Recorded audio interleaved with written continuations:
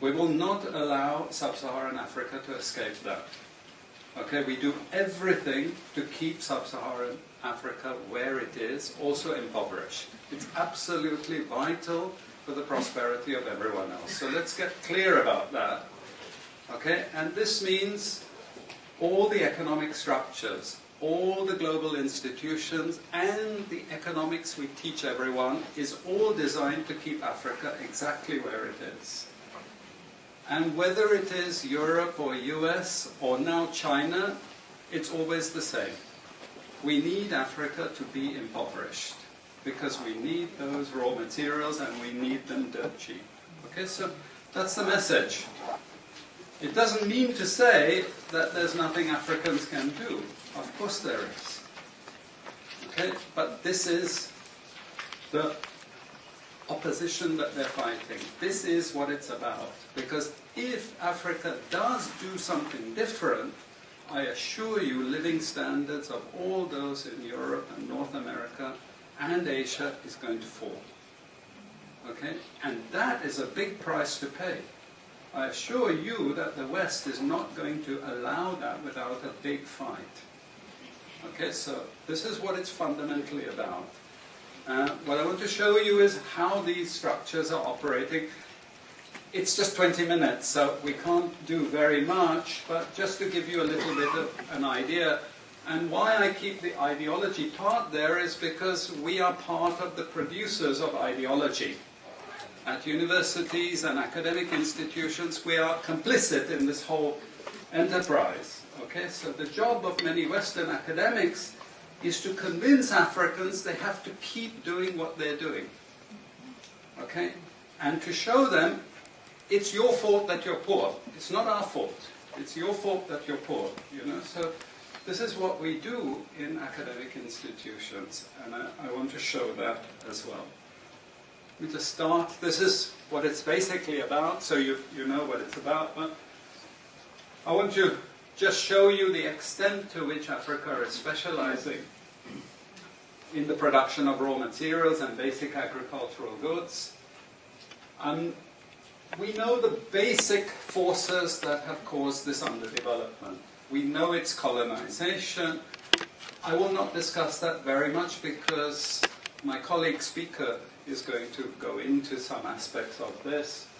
But I do want to discuss the global economic structures, the global financial institutions, and economic ideology, briefly, to give you a flavor of those.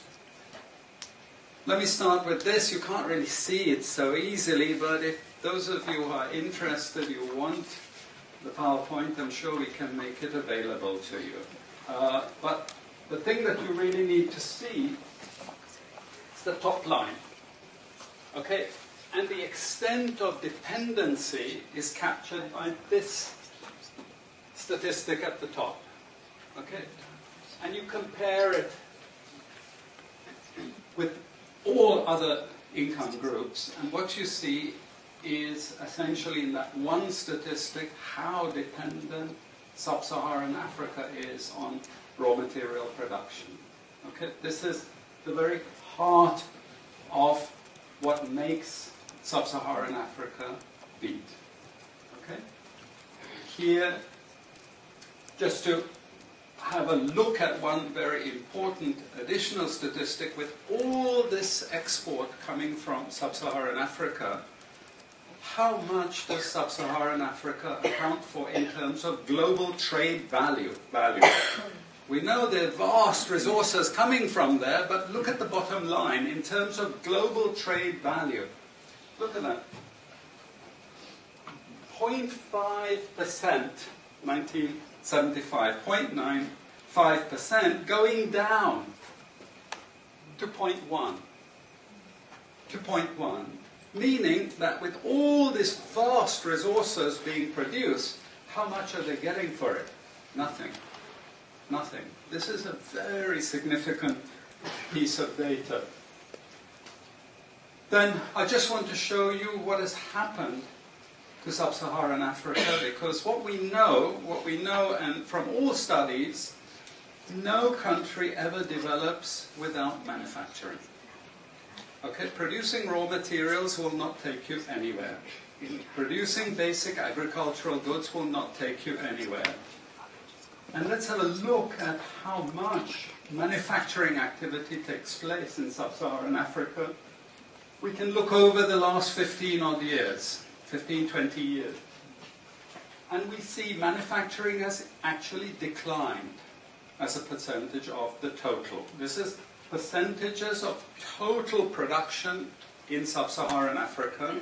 How much of it is accounted for by manufacturing? So this figure here is 17% of the total. Most of the rest, when we talk of industry, it includes manufacturing, but the bulk of it is mining. Okay?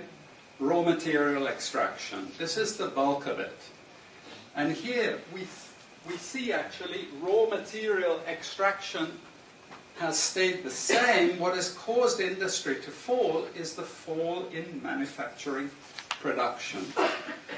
This is deliberate because we will never, as Western economists, as Western policymakers, we cannot afford to allow Africa to industrialize and start producing manufactures.